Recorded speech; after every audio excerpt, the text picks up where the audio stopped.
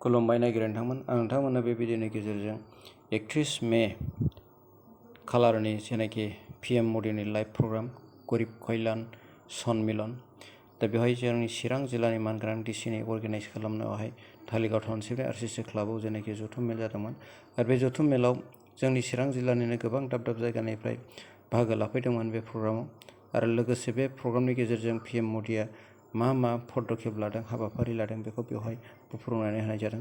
প্ৰিয় দৰ্শকসকল মই আজি এটা গুৰুত্বপূৰ্ণ ভিডিঅ' আনিছোঁ আপোনালোকে ভিডিঅ'টো শেষলৈ চাই যাব আৰু ভিডিঅ'খন চাই যদি ভাল লাগিছে আপোনালোকে লাইক কমেণ্ট শ্বেয়াৰ ছাবস্ক্ৰাইব কৰিলে নাপাহৰিব।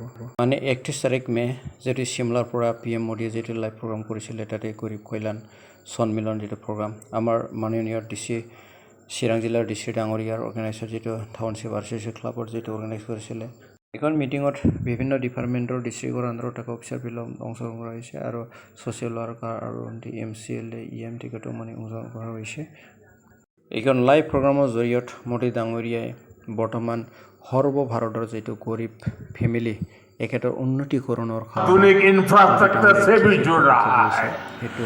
सेवा सुशासन और गरीबों के कल्याण के लिए बनी हमारी योजनाओं ने लोगों के लिए सरकार के मायने ही बदल दिए।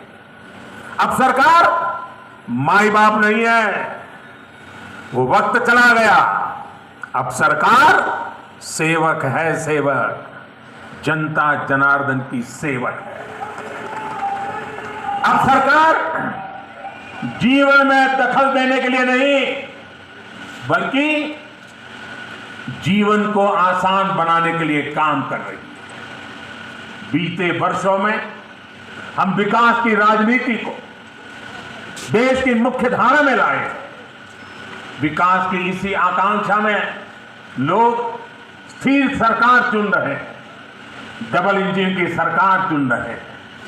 साथियों, हम लोग अक्सर सुनते हैं कि सरकारें आती है जाती हैं लेकिन सिस्टम वही रहता है। हमारी सरकार ने इस सिस्टम को ही गरीबों के लिए ज्यादा संवेदनशील बनाया, उसमें निरंतर सुधार किए।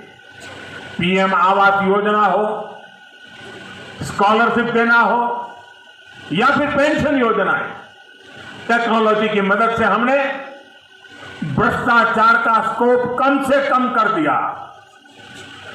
जिन समस्याओं को पहले परमानेंट मान लिया गया था, हम उसके परमानेंट सॉल्यूशन देने का प्रयास कर रहे हैं। जब सेवा सुशासन और गरीब कल्याण का लक्ष्य हो तो कैसे काम होता है, इसका एक उदाहरण है direct benefit transfer scheme.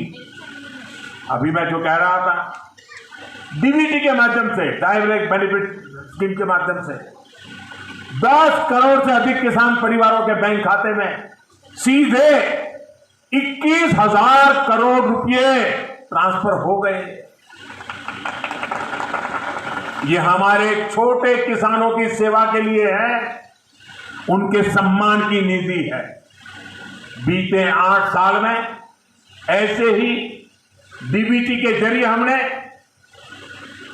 22 lakh crore रुपए से ज्यादा सीधे देशवासियों के अकाउंट में ट्रांसफर किए।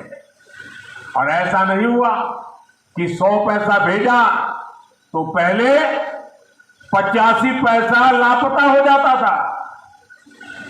जितने पैसे भेजे वो पूरे के पूरे सही पते पर सही लाभार्थी के बैंक खातों में भेजे गए।